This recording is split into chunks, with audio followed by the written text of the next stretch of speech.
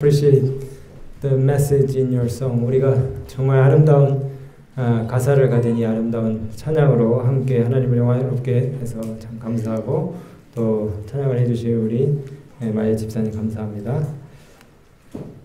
네, 명절 잘 세셨죠? 명절 후에 다시 맞는 첫 안식일 또 사기 첫 안식일 이렇게 10월 첫 안식일 우리 함께 한 자리에 모여서 더 하나님을 찬양할 수 있도록 인도해 주셔서 하나님께 정말 감사드립니다.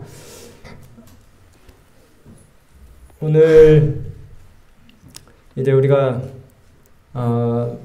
명절도 끝나고 그 다음에 한 해 끝을 향해서 달려가는 이제 이 시점에 우리가 영혼 구원의 파이널 스포트 마지막 그 전력 질주를 해야 될 것 같은 시기가 왔습니다.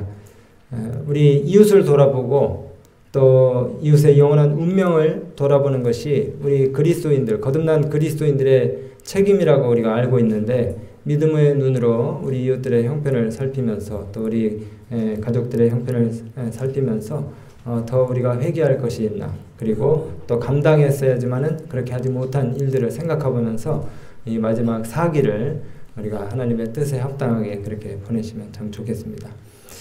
우리가 그 살면서 이 인간관계가 씨줄과 날줄처럼 그렇게 서로 얽히고 설켜가지고 나도 모르게 서로 좋은 영향, 나쁜 영향을 끼치면서 살고 있죠. 우리가 홀로 독할 수 있는 그런 존재들이 아닙니다. 서로에게 무언가 감화나 또 영향들을 계속해서 끼치고 살면서 그렇기 때문에 우리가 이웃의 운명을 더욱더 염려하고 또 그들의 상태를 살피는 일이 매우 필요할 것입니다.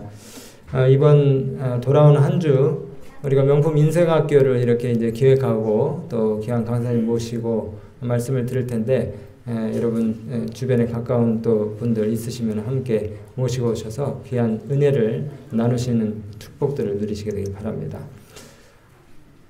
떠올리고 싶지 않은 아주 아픈 기억입니다. 세월호 2014년 4월 6일 그 전남 진도 이 조도 근방 해상에서 잘 아시는 것처럼 안산 단원고 학생들을 포함해서 승객 476명을 태운 이 여객선이 전복이 돼서 침몰이 되는 바람에 무려 304명의 귀한 생명들이 물속에 수장이 되었습니다. 그 최근에 뉴스타파에서 112분 그러니까 그 단원고 한 남학생이 사고 신고를 접수한 그 전남 소방본부에 접수한 그 시점부터 112분간의 긴박했던 그 순간을 비디오로 이렇게 찍어서 보여주는 프로가 있더라고요. 정말 가슴이 아주 그냥 답답하고 그 다음에 또 마음이 막 닳는 그와 같은 그런 그 화면들이 계속해서 나오는데 왜 그렇게 많은 희생자들이 나오게 되었나? 물론 우리가 위키피디아나 이런 데 보면 다 나오지만은 다시 한번 의구심을 갖게 했어요. 476명 중에 172명만 구조가 되고 304명이 배와 함께 침몰했습니다. 이 침몰해가는 세월호에서 해경과 그 주변의 어민들이 해상으로 나온 승객들을 한 사람이라도 더 구원하기 위해서 애를 쓰는 동안에 그 긴박한 순간에 저 동그라미 쳐진 그 창문, 배에 있는 그 창문으로 어떤 움직임이 포착됐는데 저게 방송을 통해서 다 나왔어요. 배안 객실 창문 안에서 살려달라고 유리 창문을 막 치면서 이 망치로도 잘 깨지지 않는 그 유리를 부수고 탈출하려는 이 성객의 처절한 몸부림이 전국으로 방송이 됐어요. 그러면서 그 시청을 하는 모든 국민들이 안타까워했습니다. 구조 당시에 승객들은 정말 그 안에서 살아보려고 그렇게 애쓰고 있는데 이 장면을 바깥에서 그 탈출한 사람들을 구조했던 그 한 어민이 보고 배 안쪽에서 나는 소리를 이렇게 또 전했어요. 한 학생이 배 안 창문에 붙어서 자기에게 유리창문을 좀 깨달라고 그렇게 부탁을 하는 거예요. 그러면서 자기 옆에 친구들이 많다는 겁니다. 이것만 깨지면은 자기 친구들 다 살 수 있는데, 그러면서 너무나 가슴 아픈 말을 했다는 거예요. 근데 아무런 도움을 주지를 못했어요. 여러분, 이렇게 안타까운 그리고 긴박한 순간에 그 배의 선장이 아주 기초적인 그리고 간단한 퇴선 명령만 했더라면 거의 다 살았을 수도 있다고 그렇게 이야기하고 있어요. 지금 배가 가라앉고 있으니 얼른 구명조끼를 입고 배에서 탈출하십시오. 이 한마디만 했어도 거의 대부분의 승객들이 다 목숨을 구할 수 있었다는 것입니다. 그런데 정작 배가 뒤집히는 순간에도, 그 와중에도 안내방송의 멘트는 이거였어요. 그냥 제자리에 앉아 있으세요. 그냥 제자리에 앉아 있으세요. 여러분, 16살, 17살, 18살 되는 청년들이 얼마나 힘이 많겠습니까? 걔네들이 나무 꼭대기라도 올라갈 힘이 있어요. 안내만 잘했으면은 다 그 배 위에까지 다 올라왔을 겁니다.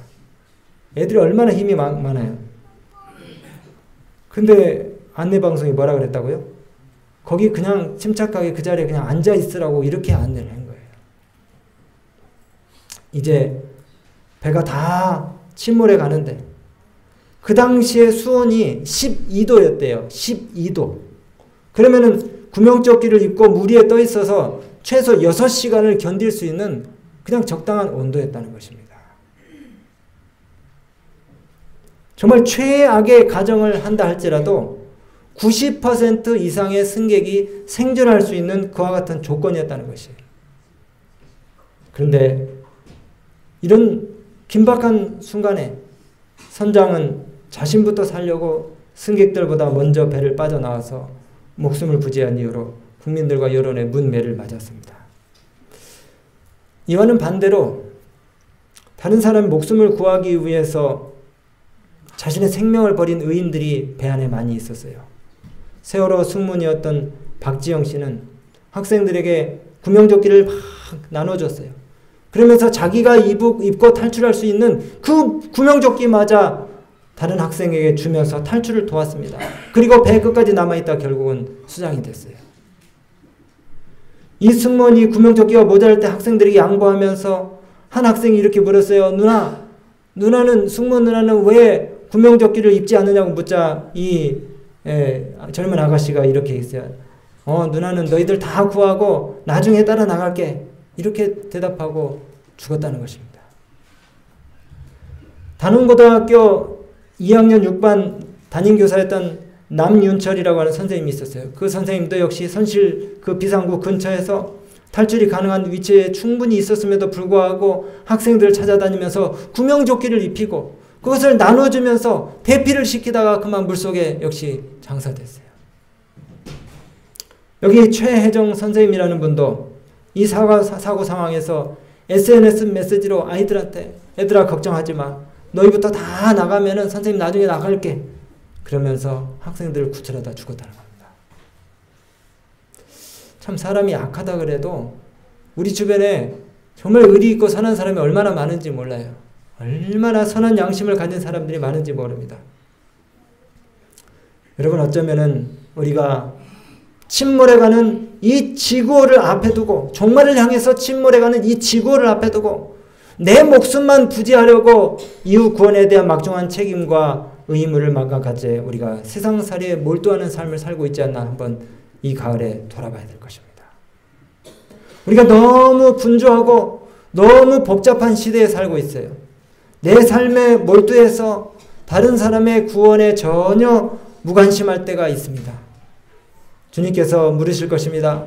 내가 너에게 맡긴 내 아름다운 양떼는 어디 있느냐? 근데 우리는 주께서 이렇게 물으실 때 뭐라고 대답할 것입니까? 내가 내 아우를 지키는 자니까. 내가 내 아우를 지키는 자니까. 라는 너무도 무책임하고 당돌한 반응을 보일 수 있다는 것이에요. 누가복음 18장에 보니까 한 부자 청년이 예수님께 찾아와서 선생님, 선한 선생님, 제가 무엇을 해야 구원을 얻으리까? 영생을 얻으리까? 질문했습니다. 근데 주님 뭐라고 말씀하셨습니까? 계명을 지키라 그랬는데 이 부자 청년이 한채 이 기다림도 없이 이렇게 대답했어요. 주님, 제가 어릴 때부터 그 계명을 다 지켰습니다. 완벽하게 지켰습니다. 그때 주님이 또 뭐라고 말씀하십니까? 그러나 내게 아직도 한 가지 부족한 것이 있으니 그 부족한 것이 뭡니까? 내게 있는 것을 다 팔아서 가난한 사람들에게 나눠주라. 그리하면 하늘의 보화가 내게 있으리라. 그리고 와서 나를 따르라. 주님이 이렇게 말씀하셨어요. 누가복음 18장에 주님이 하늘나라에 들어가는 문제, 구원과 영생에 관한 문제에 대한 해답을 주시면서 바리새인과 세리의 비유를 통해 자신이 죄인임을 인정하고 또 하나님 앞에 진정으로 회개해야 될 것을 가르치셨습니다. 그러면서 죄의 사함을 받으며 의롭다 하심을 이것을 통해서 받을 수 있다고 주님이 가르쳐 주셨어요. 어린아이처럼 겸손하고 단순하게 하나님을 믿고 따라야지 구원을 받을 수 있다고 주님이 다 가르쳐 주셨습니다. 그러면서 영생에 관한 원리 한 가지를 더 말씀해 주셨어요. 영생에 관한 마지막 한 가지 더 최종적인 원리를 말씀해 주셨는데 그것이 뭡니까? 내 이웃을 진심으로 사랑하는 증거를 보이라는 것입니다. 그것은 바로 내 소유를 다 팔아서 가난한 자들을 도와주라는 것이었어요. 이 말씀은 우리가 하나님보다 더 사랑하는 것, 재물에 대한 집착을 피하라는 그런 말씀이기도 하지만 나의 운명이 다른 사람의 운명과 결부되어 있고 나의 운명이 타인의 운명과 결탁되어 있고 우리의 관심이 타인의 운명에 대한 관심에 더 집중되어야 될 것을 말씀하고 계시는 말씀인 것입니다. 내게 아직도 한 가지 부족한 것이 있으니 네 가진 것을 다 팔아서 가난한 자에게 주어라.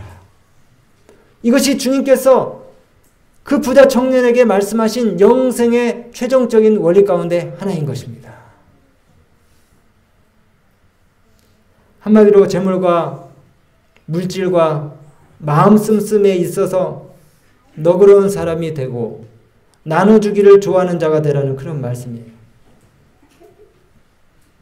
그래서 은혜를 구하는 사람이 우리 주변에 들끓고 우리가 친구가 되고 싶어하는 사람이 많게 하라는 것입니다.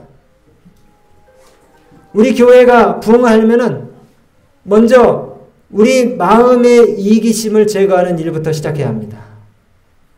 우리 자신의 호주머니를 먼저 털어야 되는 것입니다. 교회 재정을 아껴서 우리끼리 먹고 마시는 일에만 쓰여서는 안 된다는 것이에요. 그렇게 하면 친목회나 동호회와 다를 것이 아무것도 없어요. 우리 교회의 존재 이유와 목적은 어저께 우리 저녁 때 말씀을 나누신 것처럼 구원과 봉사입니다. 구원과 봉사. 우리가 한 봉사의 결과가 나타나지 않는다 할지라도 그리고 사람들이 거기에 대한 반응을 보이지 않는다 할지라도 순수한 마음으로 하는 봉사에 대해서 살아계신 하나님께서 보답해 주실 것을 여러분들 믿지 않으십니까? 우리가 전기세, 수도세, 임대세 내고 그 다음에 점심 식사 해먹는데 그리고 행사 운영비, 교회 운영만을 위해서 우리가 가진 재정들을 사용한다면은 그리고 우리가 가진 재정적인 능력을 지역을 위해서 사용하지 않는다면은 아무런 역사도 일어나지 않을 것입니다. 아무런 역사도 일어나지 않을 것이에요. 우리가 개인적으로나 교회적으로 우리 지역에서 선한 봉사를 많이 해서 칭찬 듣는 하나님의 교회가 되시게 되기를 간절히 바랍니다. 제가 지난번에도 들려드렸는데 이분의 이야기를 또 하고 싶어요. 우리 여기 뭐 의학을 공부하는 친구도 있는데 한국의 슈바이처 그리고 우리 곁에 살다 간 성자 작은 예수라고 불리었던 성산 장기려 박사님의 이야기입니다. 이분이 1947년에 6.25 전쟁이 있기 전에 김일성 의과대학에서 외과학 강좌장 그러니까 우리로 하면은 학부장을 맡으신 분이에요. 그리고 북한에서 최초로 의학박사 학위를 받으신 분입니다. 김일성이 이분을 굉장히 사랑했대요. 이분이 가지고 있는 의술 또 실력 이런 것들 때문에 그리고 이분이 기독교인이었기 때문에 김일성 대학에서 수술하기 전에도 늘 기도하면서 그렇게 수술했대요. 근데 김일성도 아주 신뢰했던 이분이 이제 6.25 전쟁이 일어나면서 남한으로 이렇게 내려오면서 피난을 해오면서 아이들과 아내를 북한에 다 두고 둘째 아들만 데리고 이 남한으로 피난을 왔어요. 그러면서 이 남한에 와가지고 이 따뜻한 마음으로 정말 선한 그 봉사를 참 많이 하시고 창의적이고 실력 있는 그와 같은 지도자였기 때문에 많은 사람들에게, 특별히 서민들에게 굉장한 선한 영향들을 많이 끼치셨어요. 여러분, 그 오늘날 건강보험의 효시 있잖아요. 이분이 청십자 운동을 펼치셨는데 돈이 없는 사람들한테 이제 이 어려운 때를 위해서 이렇게 돈을 적립을 하게 하고 그 다음에 병이 생겼을 때 치료를 받게 하는 그 오늘날로 말하면 건강보험 같은 그 같은 운동을 이분이 개인적으로 처음에 일으키신 분입니다. 이 박사님의 미담이 참 많이 있는데 어떤 한 남루한 사람이 장기려 박사님에게 와서 진료를 받고 처방전을 받아서 간호사에게 갔어요. 그래서 약을 짓기 위해서 이제 이 의사 선생님에게 처방전을 받아온 환자의 처방전을 이렇게 딱 보고 간호사 눈이 휘둥그레졌어요. 아니, 처방전에 이 환자에게 닭 2마리 값을 내주시오 라는 그런 처방전이 쓰여있던 것이에요. 간호사가 너무 어처구니가 없고 어이가 없어서 의사 선생님에게 찾아갔더니, 장기려 박사님이 찾아갔더니 너털웃음을 웃으시면서 이렇게 얘기하시는 거예요. 나는 의사고 의사는 아픈 사람을 치료해야 되는 본분이 있으니까 이 환자 내가 검진해 보니까 딱히 아픈 곳은 없는데 영양실조에 걸렸어. 그래서 의사라면 어떻게 해야 되겠어? 이 사람 몸보신할 수 있도록 처방을 해야 되니까 닭 2마리 정도 이 사람이 먹을 수 있도록 내 월급에서 그것을 떼시오 이렇게 했다는 겁니다. 얼마나 마음이 따뜻해집니까? 그죠? 또 한 번은 퇴원해야 될 환자가 병원장을 찾아갔어요. 입원비가 너무 많이 밀려가지고 업무과에서 퇴원을 안 시키는 것입니다. 그래서 이 사정을 장기려 박사에 가서 호소하니까 이 장기려 박사님이 병원장이셨는데 장기려 박사님이 한참 고민하다가 이렇게 얘기를 했다는 것이요. 그럼 밤에 뒷문을 열어낼 테니까 몰래 도망가시오. 당신 안 그러면은 처자식 먹고 살기 어려울 테니까 빨리 나가서 일도 해야 되고 그러니까 빨리 도망가서 생계를 하라고 그렇게 얘기를 했던 것입니다. 물론 원무과에서 난리가 났겠죠. 근데 거기에 대한 비용도 이 박사님이 직접 다 지불을 했다는 것이에요. 이런 미담들이 참 많이 있는데 그것보다도 더 정말 그 감동적인 것은 이분이 이제 기독교인이기 때문에 참 성경 연구도 많이 하고 그 다음에 또 자기가 죽기 전에는 묘비명에다가 주님을 섬기다 간 사람이라는 그런 유언을 남기면서 자기 묘비에다 그렇게 써달라고 그렇게 부탁을 했대요. 근데 이분이 그 이산가족 상봉하는 그와 같은 이 고향 방문단 결성하는 일이 1985년에 있었는데 이렇게 선한 일을 많이 하니까 당연히 그리고 높은 사회적 지위를 가지고 있으니까 이분에게 우선권을 주지 않겠습니까? 대표로 갈 수 있도록. 그런데 이 고향 방문단 그런 일원으로 이분이 대표로 선출이 됐는데도 불구하고 북한에 가족을 두고 온 1천만 이상 가족이 있는데 어찌 내 혼자 가서 특혜를 받겠느냐 하면서 자기가 대표단으로 선출된 것을 갖다가 양보를 하고 다른 사람이 양보를 하고 안 가기로 그렇게 제안을 했다는 것입니다. 여러분, 만일 우리 각자가 이분과 같이 이렇게 산다면 우리 교회에 어떤 일이 벌어질까요? 우리 교회가 우리 각자가 세상에 대해서 이렇게 너그럽고 관대하게 산다면 어떤 역사가 벌어질까요? 정말 두말 하면 잔소리겠죠? 엄청난 역사가 벌어질 것입니다. 여러분, 강철왕 카네기는요, 은퇴 후에 내 통장에 많은 돈을 남기고 주는 것은 내 후손에게 저주가 될 것이다 그렇게 얘기를 하면서 그것처럼 통장에 돈을 많이 남겨주는 것처럼 치욕적인 일이 없다 그렇게 명을 남기고 이분이 죽기 18년 전에 자선사업에 몰두하기 시작했습니다. 그래서 여러분 잘 아시는 것처럼 뉴욕에 900만 달러를 기부해서 공공대학 도서관을 갖다가 세우고 그 다음에 전 세계 2,509개의 도서관을 세웠어요. 그리고 카네기 멜론 대학의 전신이었던 카네기 과학연구원과 기술원을 설립했습니다. 12개 종합대학과 12개 단과대학을 세우는데 자신의 모든 재산을 기증을 했어요. 평생 자기가 모은 재산의 90% 3억 5천만 달러를 사회에 환원했습니다. 그러면서 이분이 이렇게 얘기했어요. 자녀에게 물려주는 많은 유산은 의타심과 나약함을 유발하고 비창조적인 삶을 살게 한다 하면서 부의 대물림을 혐오했다는 것입니다. 여러분 잠언 19장 6절에 이런 말씀이 있습니다. 너그러운 사람에게는 은혜를 구하는 자가 많고 선물 주기를 좋아하는 자에게는 사람마다 친구가 되느니라. 이거는 아부하고 타협하는 그런 수준과 다른 것입니다. 진실한 마음으로 베푸는 선행을 이야기하는 것이에요. 이런 나눔의 정신을 우리가 실천할 때에 우리 가정과 교회에 부흥이 일어나고 역사에 남을 만한 일들이 많이 일어날 것입니다. 여러분 너그럽고 또 나눠주기를 좋아하는 그리스도인들이 다 되시게 되길 바랍니다. 마틴 루터가 종교개혁자인데요. 이런 유명한 얘기를 했어요. 사람은 세 가지 면에서 진정으로 회심해야 한다. 첫째는 머리가 회심해야 되고 두 번째는 가슴이 회심해야 되고 세 번째는 뭐가 회심해야 된다? 지갑이 회심해야 된다. 네. 이것은 하나님이 나의 주인 되심을 실제로 고백하는 아주 중요한 테스트인 11조에 대해서 신실해야 되는 그런 말씀이기도 하지만은 우리에게 또 다른 귀한 마음의 결심을 이끄는 교훈을 주고 있는 말씀인 것입니다. 여기 교회지원 4권 63페이지에 이런 말씀이 있습니다. 교회는 사랑과 박애가 크게 부족하다. 어떤 사람들은 쌀쌀하고 냉담한 침묵과 강철 같은 위험을 간직하고 있는데 이것은 그들의 연합권 안에 들어오는 사람들을 내어 쫓는다.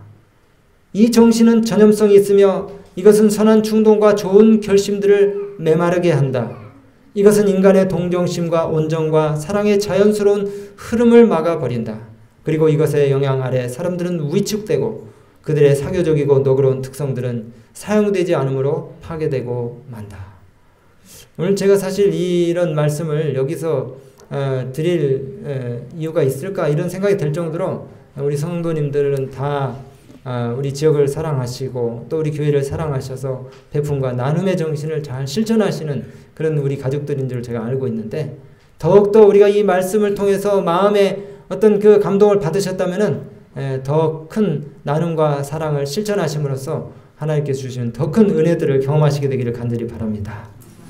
기독교는 베푸는 종교이고요. 희생의 종교이고 너그러움과 나눔의 종교입니다. 사도행적 339페이지에 이런 말씀이 있더라고요. 너그러움의 정신은 하늘의 정신이다. 이 정신은 그리스도의 십자가의 희생에서 최고로 나타난다. 우리 주님께서 많은 것들을 우리에게 주셨지만은 그분의 생명 그리고 전부를 우리에게 주셨어요.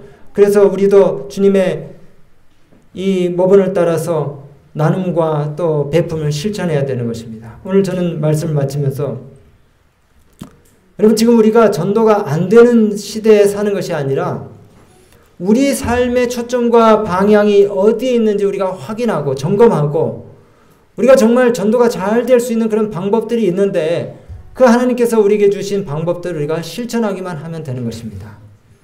여러분 영혼 구원에 대한 열망들이 다 있으시죠?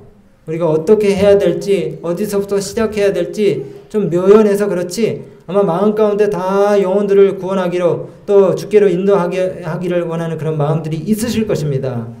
그러나 또 여러분들의 관심을 빼앗는 것들이 많은 것을 제가 잘 알아요.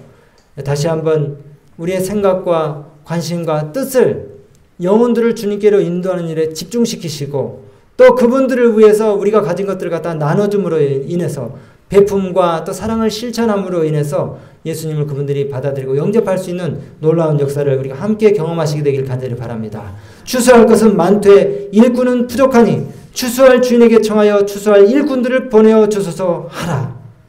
여러분 정말 일꾼 결핍 현상이 일어나지 않도록 우리 각자가 자원해서 하나님의 인력 사무실 앞에 줄을 서고 주께서 우리에게 맡기신 일들을 감당하기 위해서 우리가 대기하는 우리 하나님의 신실한 헌신적인 일꾼들이 다 되시게 되길 바랍니다. 주님도 이 땅에 오신 목적이 뭡니까? 잃어버린 자를 찾아 구원하시기 위해서 주님이 이 땅에 오셨다 그랬어요. 오늘 마지막으로 여러분, 그 하나님 나라에 거듭난 그리스도인들은 선교사로서 다 다시 태어난다고 이렇게 말씀했어요. 거의 참을 수 없는 열성을 가지고 천사들이 저와 여러분의 협력을 기다린다 그랬습니다. 어떤 협력입니까? 영혼을 주님께로 인도하기 위해서 우리가 영혼구원을 해야 되는 그와 같은 일들에 대한 협력을 기다린다 그랬습니다. 우리 주님께서 개인적으로 사람들을 찾아가셔서 그 영혼들을 구원하게 보이신 열망처럼 우리 각자가 우리 주변에 있는 사람들, 우리의 가족들, 우리의 친척들을 주님께로 인도하는 일에 하나가 되어서 정말 하나님께 이번 겨울에, 이제 가을에 정말 풍성한 소출과 또 수확들을 올려드릴 수 있는 우리 모든 믿음의 가족들 다 되시길 바라면서 말씀 마치겠습니다.